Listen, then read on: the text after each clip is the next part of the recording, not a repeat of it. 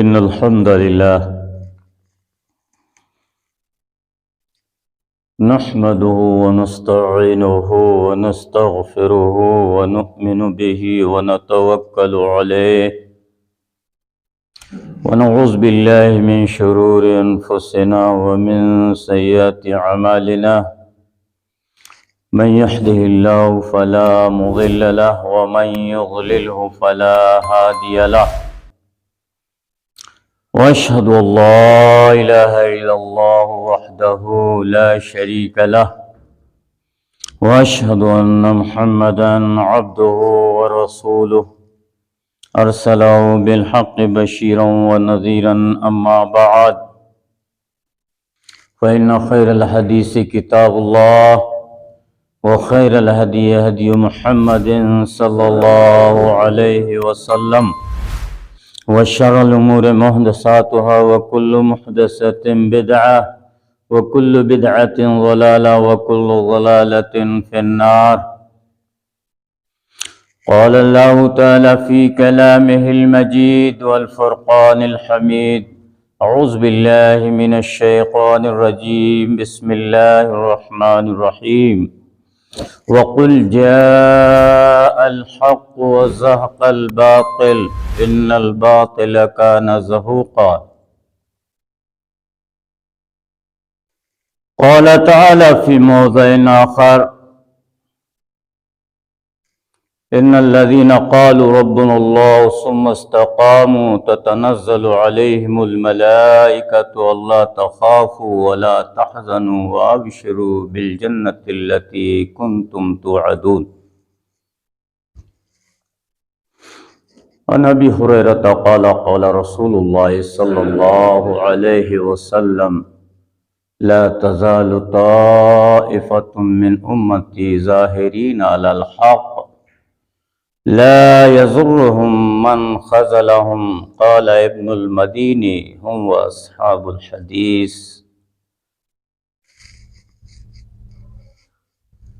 متفق علیہ.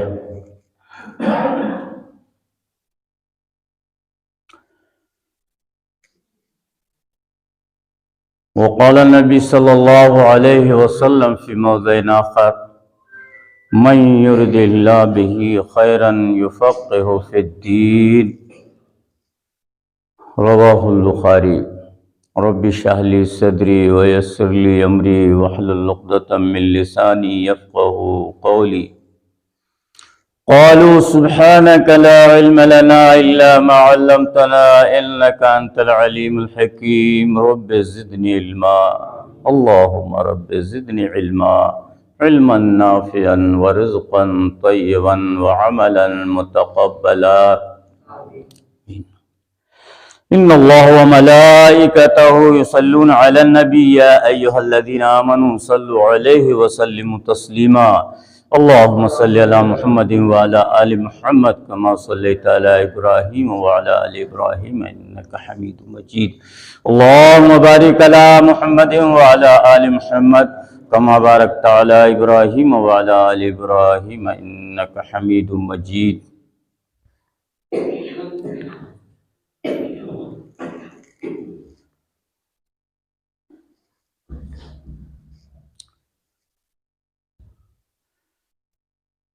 محمد مصطفیٰ نے آن کر جب کلمہ پھیلایا،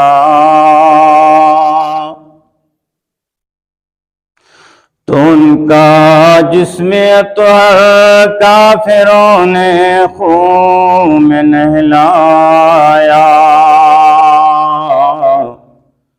رکاوٹ ڈالتے تھے آپ کو بے حد ستاتے تھے. محمد مصطفیٰ ہرگز نہ ان سے باز آتے تھے.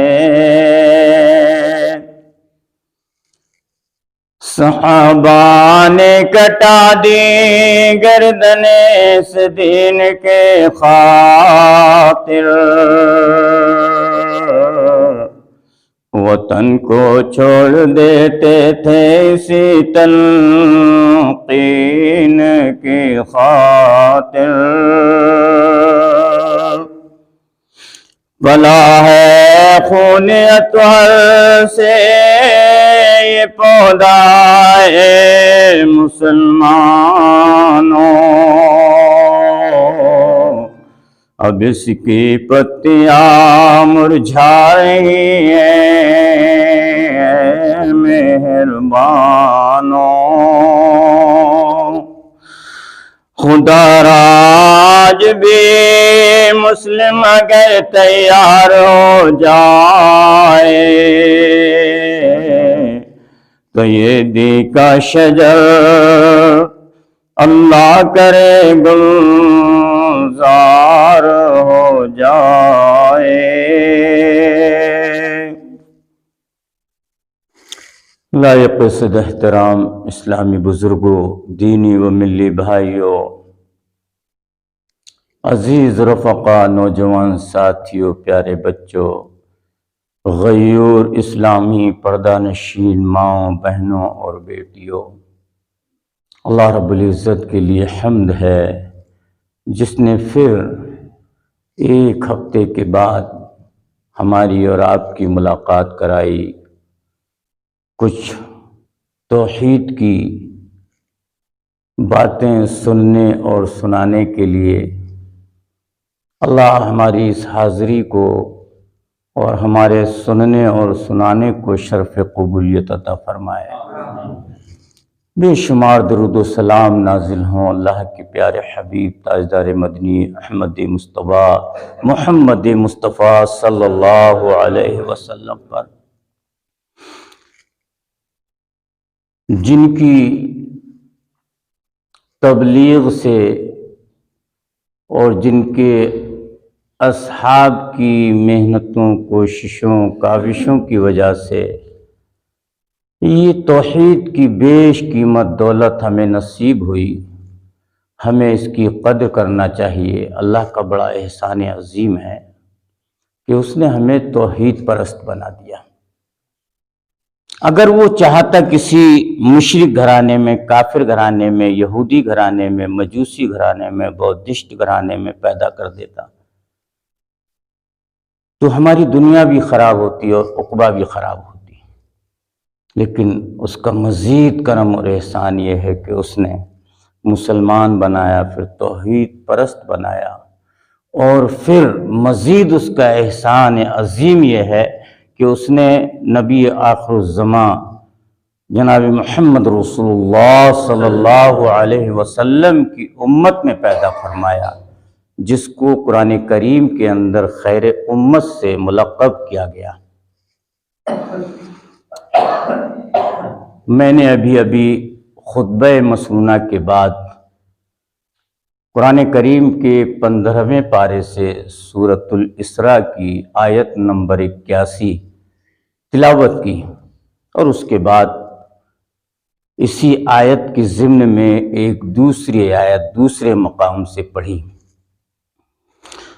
انہی آیات کی روشنی میں اللہ کے پیارے نبی جناب محمد رسول اللہ صلی اللہ علیہ وسلم کی زبان مبارک سے نکلے ہوئے الفاظ، جن کو احادیث کہا جاتا ہے، دو بہت ہی پیاری حدیثیں بخاری اور مسلم کے حوالے سے میں نے آپ کے سامنے پڑھی ہیں.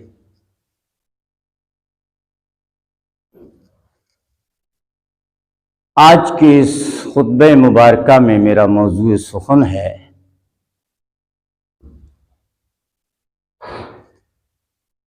حق غالب ہو کر رہے گا.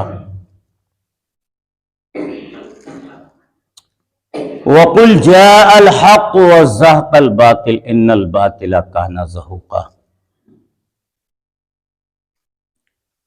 وہ دن آیا جس دن کے لیے صحابہ بڑے متمنی تھے، بے قرار تھے. اللہ کے نبی جناب محمد رسول اللہ صلی اللہ علیہ وسلم کی معیت میں توحید کے نعروں سے اور نغموں سے صحابہ کرام کی تکبیرات کی فضا ایسی گونج رہی تھی کہ مکے کے در و دیوار جو ہے گونج اٹھے، اور فاتحانہ شان سے اللہ کے نبی اور صحابہ سن 8 ہجری میں مکہ میں داخل ہوئے اور خانہ کعبہ پر بیت اللہ شریف پر اسلامی جھنڈا لہرایا گیا، اور 360 معبودان باطلہ جو خانہ کعبہ میں، حرم شریف میں، بیت اللہ شریف میں رکھے ہوئے تھے، اللہ کے نبی جناب محمد رسول اللہ صلی اللہ علیہ وسلم اپنے عصا سے، لکڑی کی نوک سے ایک ایک پر ضرب لگاتے تھے اور انہیں مار کر گراتے تھے اور کہتے تھے وَقُلْ جَاءَ الْحَقُّ وَزَهَقَ الْبَاطِلُ إِنَّ الْبَاطِلَ كَانَ زَهُوقًا، حق آ گیا ہے، باطل مٹ چکا ہے اور باطل کو تو مٹنا ہی ہے۔ یہ بات روز ازل سے، جب سے اللہ نے دنیا قائم کی ہے، توحید کی اور شرک کی، حق کی اور باطل کی مارکہ آرائی چلی آ رہی ہے۔ آج کوئی نئی بات نہیں ہے، یہ کبھی تو حضرت ابراہیم خلیل اللہ اور نمرود کی شکل میں آئی، حق اور باطل کی لڑائی، مارکہ آرائی، اور کبھی حضرت موسیٰ اور فرعون کی شکل میں آئی، اور کبھی اللہ کے پیارے نبی جناب محمد رسول اللہ صلی اللہ علیہ وسلم اور مشرکین مکہ کے درمیان آئی، اور آج بھی یہ حق اور باطل کی مارکہ آرائی چل رہی ہے اور قیامت کی صبح تک چلتی رہے گی، لیکن حق غالب ہو کر رہے گا۔ اللہ کے پیارے نبی جناب محمد رسول اللہ صلی اللہ علیہ وسلم نے ارشاد فرمایا، حضرت ابو ہریرہ اس حدیث کے راوی ہیں، جلیل القدر صحابی ہیں، بہت ساری احادیث ان سے مروی ہیں۔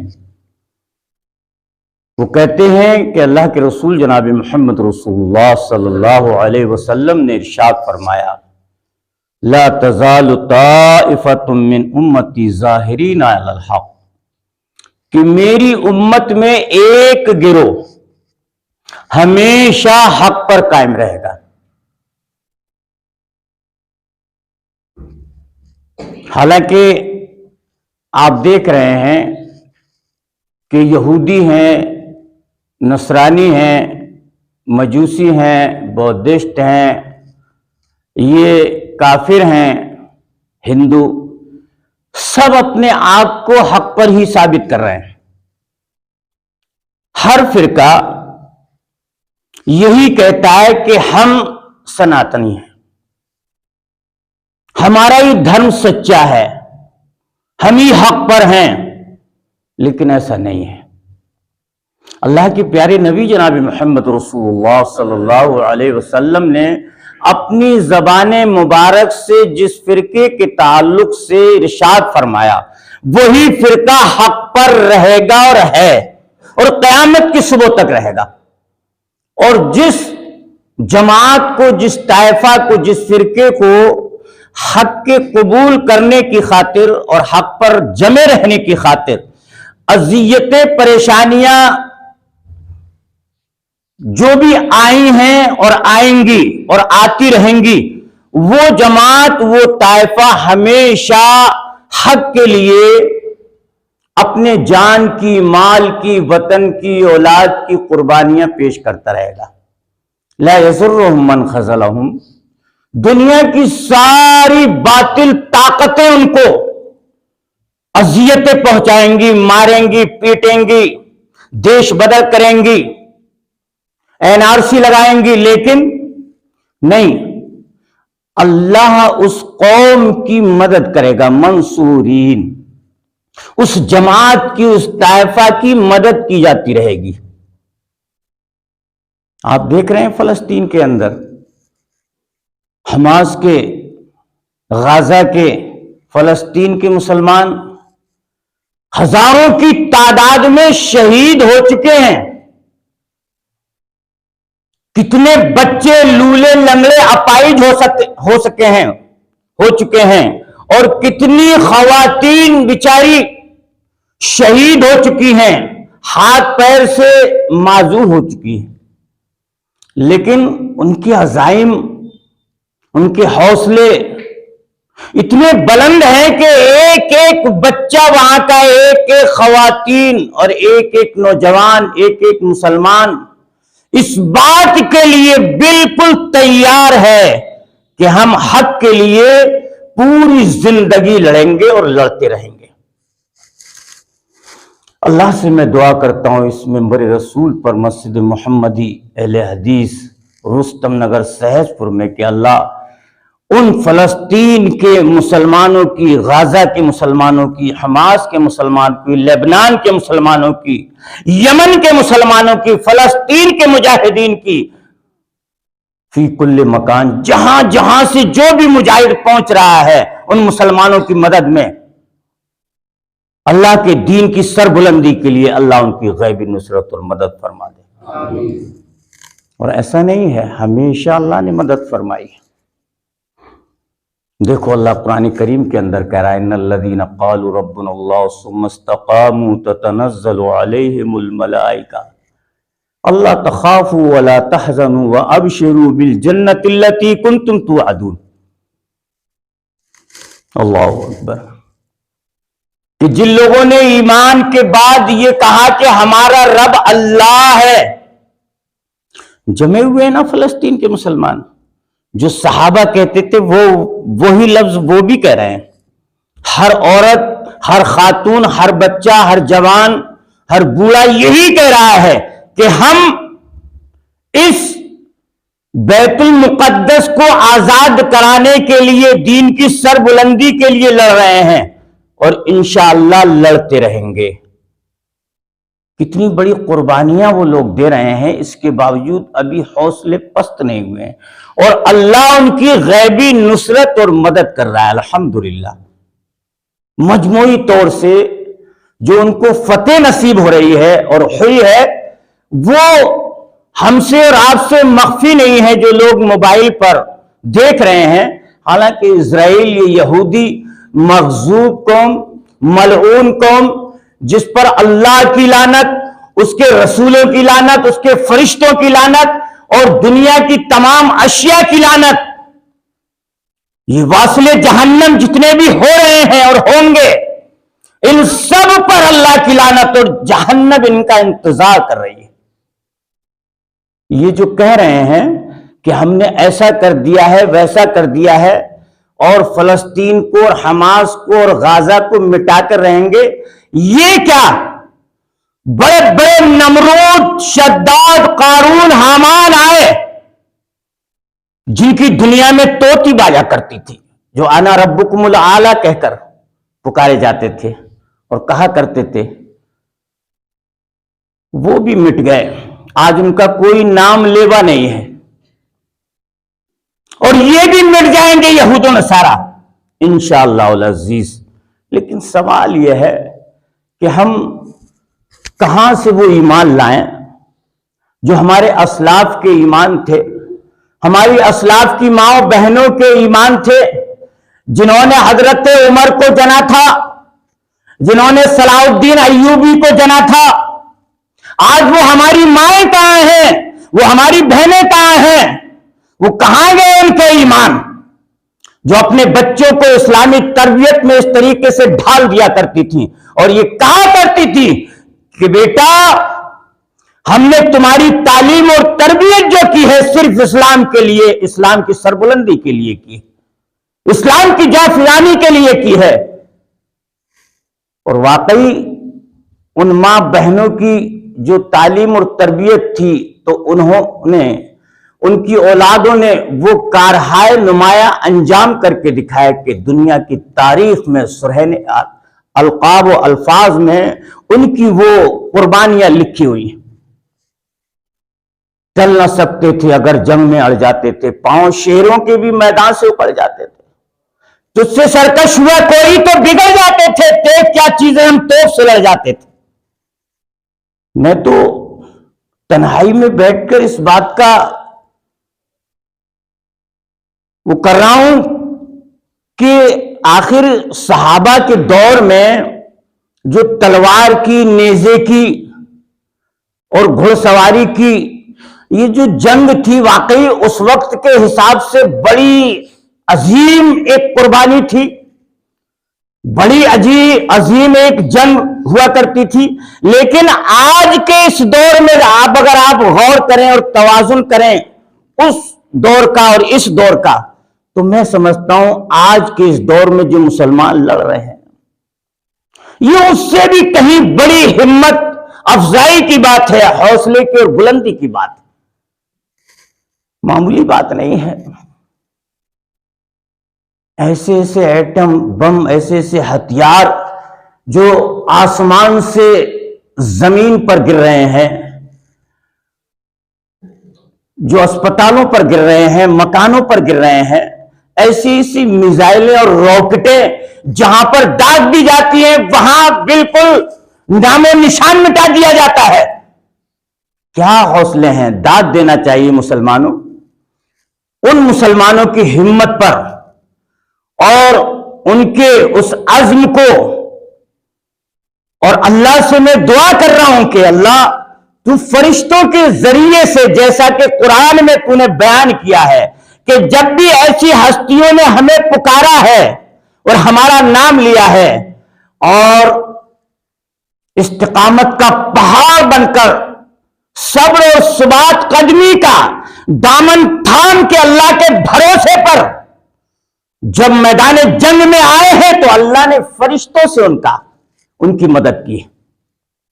ان الذين قالوا ربنا الله ثم استقاموا تتنزل عليهم الملائکہ، اللہ اکبر، اللہ تخافوا ولا تحزنوا۔ پھر جب فرشتے نازل ہو جائیں گے تو اس قوم کو، اس جماعت کو، اس طائفہ کو پھر کس بات کا غم اور فکر، کیونکہ اللہ کی نصرت اور مدد فرشتوں کے ذریعے سے ہو رہی ہے اور ہمیشہ کی ہے اس نے، ہر جنگ کے موقع پر کیے، اور آج بھی فلسطین کے مسلمانوں کی غیبی نصرت اور مدد ہو رہی ہے الحمدللہ۔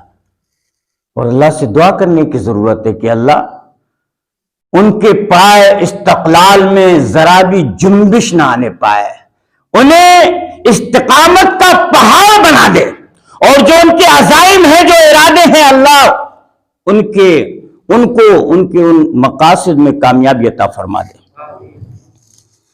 حدیث جو بیان کیا آپ کے سامنے کہ اللہ کے رسول نے فرمایا کہ میری امت میں ایک جماعت، ایک طائفہ ہمیشہ حق پر رہے گا، اور لوگ ان کو بددین بھی کہیں گے، بد مذہب بھی کہیں گے، ان کو شب و ستم بھی کریں گے، تانا زنی بھی کریں گے، ان کو ماریں گے، پیٹیں گے بھی، ان پر ظلم اور تشدد کے پہاڑ بھی توڑیں گے، لیکن لا یضرهم من خذلهم، جب اللہ کی مدد ان پر رہے گی، اس جماعت پر، اس قوم پر، تو وہ نقصان نہیں پہنچا سکیں گے، اور حق کا بول بالا رہے گا۔ قال ابن المدینی هو اصحاب الحدیث، یہ ابن مدینی امام بخاری رحمت اللہ علیہ کے استاذ محترم ہیں، وہ کہتے ہیں اس طائفہ سے مراد اصحاب الحدیث ہیں، یعنی اہل الحدیث، کتاب و سنت کے ماننے والے۔ آج دیکھ رہے ہیں نا آپ، اور آج نہیں، جب سے دنیا قائم ہوئی ہے ہمیشہ اہل حق کو، توحید پرستوں کو مارا پیٹا گیا، شہر بدر کیا گیا، اور سوشل بائیکاٹ بھی کیا گیا، جسے ہم کہتے ہیں حقہ پانی بند کر دیا گیا، اور خود اللہ کے نبی جناب محمد رسول اللہ صلی اللہ علیہ وسلم کا اور صحابہ کا سوشل بائیکاٹ کیا گیا، اور معاہدہ لکھ کر کے خانہ کعبہ کی دیوار پر چسپاں کر دیا گیا۔ کہ مسلمانوں سے ہر قسم کا لین دین ختم، ان کے یہاں کسی غمی خوشی میں شریک نہ ہوا جائے، ان کے بیاہ شادی میں نہ بیٹھا جائے، کلی طور پر ان کا بائیکاٹ 90 کے 7 میں برس لکھا گیا اور 10 میں برس توڑا گیا۔ 1-2 مہینے کی بات نہیں تھی، 1-2 سال کی بات نہیں تھی، مسلسل 3 سال تک مسلمانوں نے یہ پریشانی اٹھائی۔ شہر سے باہر شیب ابی طالب میں مسلمان پناہ گزین ہو گئے۔ اللہ اکبر! یہ حالت ہوئی مسلمانوں کی کہ جب تک خورد و نوش کا معاملہ رہا، جب تک رہا، اور جب وہ ساری چیزیں ختم ہو گئیں تو ماؤں کو غذا ملنا جب بند ہوئی تو ان کے پستان کا دودھ سوکھنے لگا۔ شیر خوار بچے بلک بلک کر روتے تھے، تڑپ تڑپ کر مرتے تھے، لیکن مکہ کے ظالموں کو، وحشی درندوں کو، ان چھوٹے چھوٹے بچوں پر رحم نہیں آتا تھا۔ آج وہی کام یہ نتن یاہو یہودی ملعون کر رہا ہے۔ بچوں نے کیا نقصان کیا ہے؟ اور ہمارے نبی کا تو اسوہ دیکھو۔ اللہ اکبر! اللہ اکبر! ہمارے نبی رحمت للعالمین، مکہ فتح ہوتا ہے سنہ 8 ہجری میں، لاکھوں کی تعداد میں مسلمان ہیں، اور وہ مشرکین مکہ، کافرین مکہ آج بالکل سب حیران شدر اور پریشان ہیں کہ جتنا بھی ہم نے 23 سالہ زندگی میں ان کو مکی دور میں، مدنی دور میں ستایا ہے، آج ہماری اینٹ سے اینٹ بجا دی جائے گی، ہم سے انتقام لے لیا جائے گا۔ لیکن اللہ کے رسول نے کہا کہ مسلمانوں، کسی بچے پر تلوار مت اٹھانا، کسی عورت پر حملہ مت کرنا، کسی بوڑھے پر تلوار نہ چلانا۔ اور جو ابو سفیان کے گھر میں سردار تھا مکے کا، ابو سفیان، اس وقت ابو سفیان ایمان نہیں لائے تھے، کہا ابو سفیان کے گھر میں جو پناہ لے لے اس پر بھی تلوار مت چلانا۔ اس کا مطلب یہ ہے کہ وہ اب تم سے جنگ نہیں کرے گا، تمہارے سامنے نہیں آئے گا۔ اللہ اکبر! یہ ہمارے نبی کا اسوہ تھا، لیکن آج ان یہودیوں کی مکاری دیکھیے کہ نہ عورتوں کو چھوڑ رہے ہیں، نہ خواتین کو، نہ بچوں کو، نہ بوڑھوں کو، نہ جوانوں کو، نہ مکانوں کو، نہ اسپتالوں کو، نہ یونیورسٹیوں کو، ساری چیزوں کو تباہ اور برباد کر کے رکھ دیا ہے۔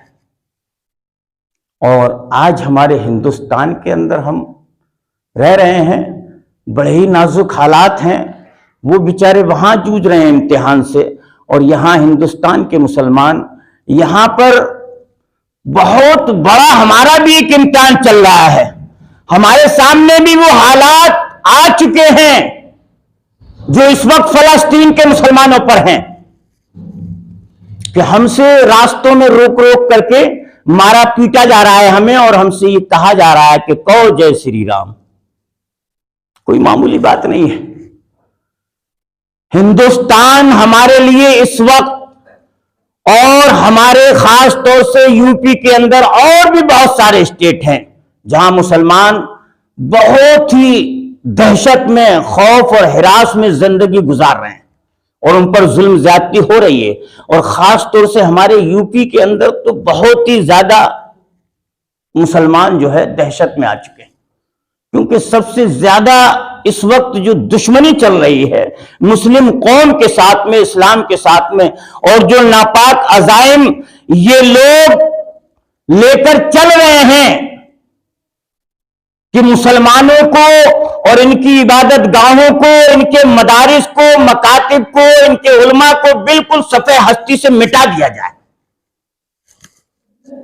اور پھر غضب کی بات تو یہ ہے کہ یہ صوفی مت کے لوگ جو اپنے آپ کو بریلوی کہتے ہیں، احمد رضا کے ماننے والے، یہ ان مکاروں سے، دغابازوں سے، ان شیطانوں سے مل کر کے انہیں اسلام کی تمام اندر کی باتیں بتا کر کے اور اس فرقے کے تعلق سے نشاندہی کرا کے کہ ایک ہی طائفہ اور ایک ہی جماعت ایسی ہے جو تمہاری دشمن ہے یا جو حق پر ہے، اور یہاں سے لے کر یہ جماعت سعودی عرب اور افغانستان اور تمام ممالک میں پھیلی ہوئی ہے۔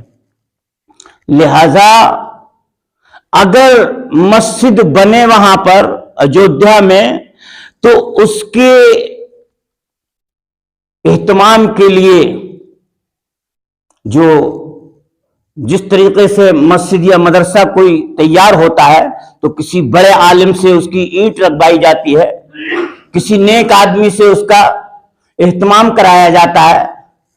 تو حرم شریف کی جو امام ہے عبد الرحمن السدیس رحمہ اللہ، دنیا کے بہت بڑے عالم ہے بھائی، پھر امام حرم بھی ہیں، تو مسلمانوں نے ان کو دعوت دی ہوگی کہ ہم مسجد شروع کر رہے ہیں اور مسجد کا جو ہے افتتاح آپ کریں گے، سنگ بنیاد آپ رکھیں گے۔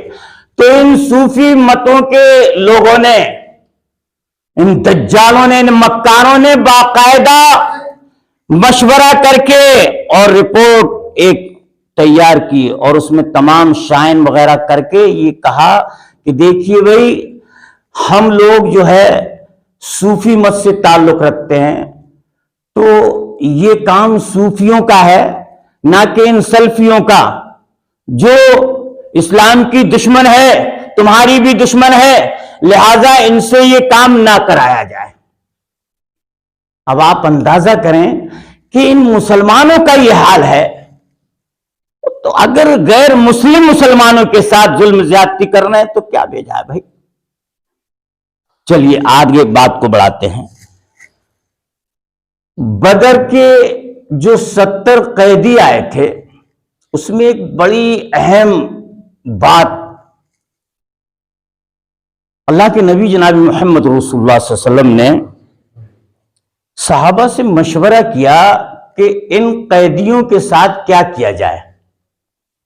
دیکھیے آج حماس کے اندر جو اسرائیلی قیدی ہیں، ان کو بہت ہی اچھے انداز سے ان کو رکھا جا رہا ہے قید کے اندر، ان کے کھانے پینے کی تمام سہولیات دی جا رہی ہیں، لیکن ہمارے جو قیدی ہیں حماس کے، فلسطین کے، غزہ کے، ان کے اوپر بہت بڑا ظلم کیا جا رہا ہے۔ تو اسلام دیکھیے جو امن اور شانتی کا پیغام دیتا ہے، تو اس کو غیر مسلم تو بدنام کر ہی رہے ہیں، لیکن یہ صوفی مت کے، یہ ملا مولوی، یہ پیر جو دنیا کو لوٹ رہے ہیں چولا بدل کر کے، جن کا ظاہر کچھ ہے باطن کچھ ہے، وہ اس طریقے کی اسلام کے تعلق سے، سلفی حضرات کے تعلق سے، اور اس طائفہ اور اس جماعت کے تعلق سے اتنا گندا عقیدہ اور بدظنی رکھتے ہیں۔ اللہ کے نبی جناب محمد رسول اللہ صلی اللہ علیہ وسلم نے صحابہ سے کہا کہ آپ لوگوں کا کیا مشورہ ہے ان قیدیوں کے بارے میں؟ حضرت ابوبکر صدیق رضی اللہ تعالیٰ عنہ سے آپ نے کہا کہ آپ کا کیا مشورہ ہے؟ تو انہوں نے کہا کہ اللہ کے رسول، میرا مشورہ یہ ہے کہ ان لوگوں سے فدیہ لے کر کے، مال، پیسہ، زیور جو بھی یہ دیں، فدیے میں وہ لے کر کے ان کو رہا کر دیا جائے۔ اور چونکہ مدینہ کے اکثر لوگ غیر پڑھے لکھے ہیں، غیر خواندہ ہیں، مکہ کے لوگ پڑھے لکھے ہیں، جن پر کچھ دینے کے لیے نہیں ہے فدیے میں، تو ان پر یہ شرط لگائی جائے کہ اتنے ٹائم تک ہمارے اتنے لوگوں کو تم پڑھاؤ گے، تعلیم دو گے۔ حضرت عمر رضی اللہ تعالیٰ عنہ سے کہا کہ تمہاری کیا رائے ہے عمر؟ تو چونکہ حضرت عمر تو جلالی تھے بھائی، حضرت عمر رضی اللہ تعالیٰ عنہ کے ذہن میں وہ تمام نقشے گھوم رہے تھے کہ مسلمانوں کو کس طریقے سے مارا پیٹا گیا ہے، ستایا گیا ہے، گھر سے بے گھر کیا گیا ہے، ان پر NRC لگائی گئی ہے، کوئی ظلم اور دقیقہ باقی نہیں چھوڑا ہے انہوں نے، اور آج یہ ہاتھ آ گئے ہیں۔ تو کہا اللہ کے رسول، عمر کا فیصلہ یہ ہے کہ آپ صرف حکم کر دیں، عمر کی تلوار ہو اور ان کافروں کی گردنیں ہوں۔ لیکن رحمت للعالمین نے حضرت ابوبکر صدیق رضی اللہ عنہ کے مشورے کو ترجیح دی اور وحی آ گئی کہ اللہ کے نبی، میں نے آپ سے وعدہ کر لیا ہے میرے محبوب، میں آپ کی اگلی اور پچھلی ساری کوتاہیاں، لغزشیں، خامیاں معاف کرتا ہوں، نبوت سے پہلے جو ہوئی، نبوت کے بعد جو ہوگی۔ دیکھیے آپ، اللہ کہہ رہا ہے کہ اے میرے محبوب، جو زمین پر، فرش پر عمر کا فیصلہ ہے وہی عرش پر رب کا فیصلہ ہے کہ ان ساروں کی گردنیں مار دی جائیں، لیکن آپ چونکہ حضرت ابوبکر صدیق کے فیصلے پر راضی ہو چکے ہیں اور ان کو معاف کرنے کے لیے آپ نے کہہ دیا اور آپ نے معاف کر دیا تو ٹھیک ہے۔ دیکھیے رب کا فیصلہ کیا تھا کہ جو عمر کا فیصلہ تھا، اب اس میں ایک سب سے اہم بات دیکھیں آپ، میری ماں بہنیں ذرا غور سے سنیں، کہ اس میں آپ کے ایک داماد بھی حضرت عمر بن عاص رضی اللہ عنہ ابھی اسلام نہیں لائے، حالانکہ لڑنا بھی نہیں چاہتے تھے بدر کے میدان میں، لیکن کچھ حالات ایسے مجبور کر دیتے ہیں کہ لوگوں کو ساتھ میں آنا پڑا، جیسے آپ کے چچا تھے حضرت عباس، عمر بن عاص۔ تو آپ نے کہا صحابہ سے کہ تمہاری کیا رائے ہے؟ یہ عمر بن عاص زینب کا وہ ہار لے کر آئے ہیں جو حضرت خدیجہ نے نکاح کے موقع پر اپنا ہار زینب کو ہبہ کیا تھا، کیونکہ وہ حضرت خدیجہ کی ایک نشانی تھی، اور حضرت خدیجہ سے میں بتا چکا ہوں آپ کو کہ اللہ کے نبی بے پناہ محبت کرتے تھے، ان کے مرنے کے بعد بھی ان کو یاد کیا کرتے تھے، اکثر یاد کیا کرتے تھے، اور ان کی جو سہیلیاں تھیں ان کی وجہ سے ان سے بہت اچھے سلوک کیا کرتے تھے۔ جب بھی قربانی کا یا کوئی معاملہ ہوتا تو سب سے پہلے حضرت خدیجہ کی سہیلیوں کے پاس گوشت بھجوایا کرتے تھے۔ اللہ اکبر۔ تو آپ نے وہ نشانی دیکھی، عمر بن عاص جو لے کر آئے ہار حضرت خدیجہ کا، جو حضرت خدیجہ نے اپنی بیٹی حضرت زینب کو دیا تھا نکاح کے موقع پر، آپ کی آنکھیں اشکبار ہو گئی، نشانی دیکھ لی حضرت خدیجہ کی۔ صحابہ سے کہا کہ میرے پیارے صحابہ، تمہارا اگر مشورہ ہو تو میں یہ خدیجہ کا ہار زینب کے پاس واپس کر دوں اور عمر بن عاص کو چھوڑ دوں۔ صحابہ نے کہا اللہ کے رسول، جیسا آپ کا فیصلہ۔ دل میں تو حضرت عمر بن عاص کے اسی وقت تھی کہ ابھی کلمہ پڑھا جائے، ابھی کلمہ پڑھا جائے، لیکن صرف اس خیال کو لے کر کے دیکھیں آپ، ایمان کی بو، وَمَن يُرِدِ اللَّهُ بِهِ خَيْرًا يُفَقِّهُ فِي الدِّينِ، اللہ جس شخص کے ساتھ خیر کا معاملہ فرماتا ہے تو اسے دین کے اندر داخل کر دیتا ہے، دین کی سمجھ دے دیتا ہے۔ عمر بن عاص کے دل کے اندر اسلام کی عظمت بیٹھ گئی، مسلمانوں کا اخلاق اور کردار بیٹھ گیا، اور اسی وقت دل میں آیا کہ اسی وقت اشہد ان لا الہ الا اللہ واشہد ان محمدا عبدہ ورسولہ کہہ دیا جائے۔ لیکن ذہن میں ایک بات آئی کہ یہ کفار، یہ قیدی یہ کہیں گے کہ عمر بن عاص مسلمانوں کے ڈر اور خوف کی وجہ سے یہاں کلمہ پڑھ رہا ہے۔ مکہ گئے اور مکہ سے پھر سب کے سامنے کلمہ پڑھ کر کے اسلام کا پرچم بلند کرنے کے لیے تب مدینہ آئے، اور مسلمانوں سے یہ کہا کہ میں کلمہ تو یہی پڑھ سکتا تھا اس وقت، لیکن میں نے صرف ان کافروں اور مشرکوں کی وجہ سے کلمہ نہیں پڑھا۔ ان کے دل میں یہ خیال آتا کہ عمر بن عاص جو ہے مسلمانوں سے ڈر کر کے اسلام میں داخل ہو گئے۔ اللہ اکبر۔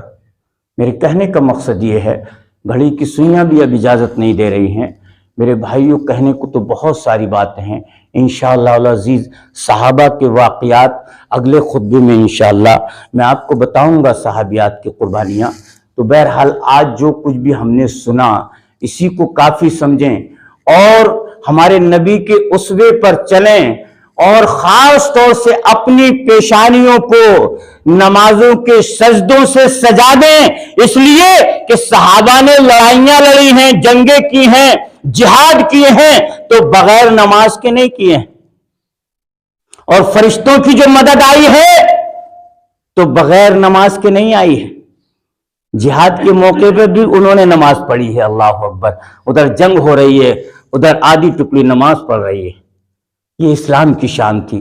تو بہرحال مسلمانوں، اپنے لیے تم کچھ نہیں کر سکتے تو کم سے کم اتنا تو کر سکتے ہو، نمازیں پڑھو، اور نمازیں پڑھنے کے بعد دعائیں کرو کہ اللہ ہمارے ملک میں امن قائم کر دے، ہمارے صوبے میں امن قائم کر دے، اور جہاں جہاں بھی مسلمان پریشان ہیں اللہ ان کی غیبی نصرت اور مدد فرما دے۔ آج ہم بے نمازی ہو کر کے، توحید سے علیحدہ ہو کر کے صرف کھانے اور کمانے میں لگے ہوئے ہیں، کوئی دین کا ہمارے اندر توحید کا کوئی جذبہ نہیں ہے۔ کہاں سے مدد آئے گی؟ کہاں سے فرشتوں کا نزول ہوگا؟ اور کہاں سے وہ عمر پیدا ہوں گے؟ کہاں سے وہ سلطان ایوبی پیدا ہوں گے؟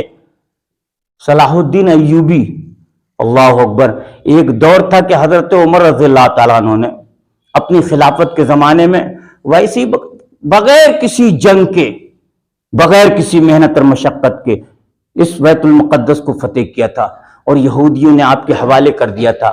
اور پھر ایک دور آیا سلطان صلاح الدین ایوبی کا، اس مرد مجاہد نے اپنی طاقت اور قوت سے، اپنے ایمان سے اس بیت المقدس کو پھر آزاد کرایا۔ لیکن ایک بندہ اور تیار ہوا تھا، جسے ہم غلط الفاظ سے بولتے ہیں تو تڑاک کر کے، لادین جنہیں کہتے ہیں، وہ شہید ہو چکے ہیں اسی کے لیے، اور ان کی یہ پوری تیاری تھی کہ میں اگر زندہ رہا تو ان یہودیوں کو، ان ناپاک لوگوں کو مکے اور مدینے کی دھرتی سے بھی دور رکھوں گا۔ اور ان کا جو عزم مصمم تھا وہ یہ تھا کہ فلسطینیوں کی مدد کرنا، ان کے اوپر دولت خرچ کرنا، محنت مشقت کرنا، اور اس بیت المقدس کو یہودیوں سے آزاد کرانا۔ لیکن اپنوں نے ہی ان کے ساتھ میں دغا کیا، اور آج بھی دغا کر رہے ہیں بھائی، چاہے وہ پاکستانی ہوں چاہے وہ سعودی ہوں، آج بھی دغا کر رہے ہیں اپنوں کے ساتھ۔ اللہ ان کو بھی ہدایت نصیب فرمائے۔ میں ان کے لیے ہدایت ہی کی دعا کر سکتا ہوں، آپ بھی ہدایت کی دعا کر سکتے ہیں کہ اللہ جتنے بھی مسلم ممالک ہیں، جتنے بھی حکمراں ہیں، اللہ سب کو وہ غیرت، وہ حمیت عطا فرما دے، وہ جذبہ ایمانی عطا فرما دے صحابہ کرام کی طرح، کہ وہ جہاں جہاں کے مسلمان پریشان ہیں، چاہے وہ افغانستان کے مجاہدین ہوں، لبنان کے ہوں، یا یمن کے ہوں، یا حماس اور غازہ کے ہوں، ان سب کی مدد کے لیے ان کو تیار فرما دے پروردگار رب العالمین، ان کے دل کے اندر وہ حمیت اور غیرت عطا فرما دے، اور ہماری کھوئی طاقت اور قوت کو پھر دوبارہ واپس لوٹا دے۔ اے اللہ، فرشتوں کے ذریعے سے ہماری مدد فرما دے۔ اللہ ہماری ماں بہن بیٹیوں کی حفاظت فرما دے، ہمارے جان اور مال کی حفاظت فرما دے۔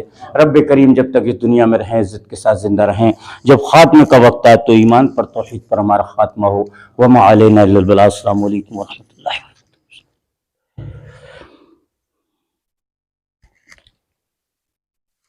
الحمدللہ نحمده ونستعینه ونستغفره ونؤمن به ونتوکل علیہ ونعوذ باللہ من شرور انفسنا ومن سیئات اعمالنا من يهده الله فلا مضل له ومن يضلل فلا هادي له واشهد ان لا اله الا الله وحده لا شريك له واشهد ان محمدا عبده ورسوله اما بعد فإن خير الحديث كتاب الله وخير الهدي هدي محمد صلى الله عليه وسلم وشر الأمور محدثاتها وكل محدثة بدعة وكل بدعة ضلالة وكل ضلالة في النار۔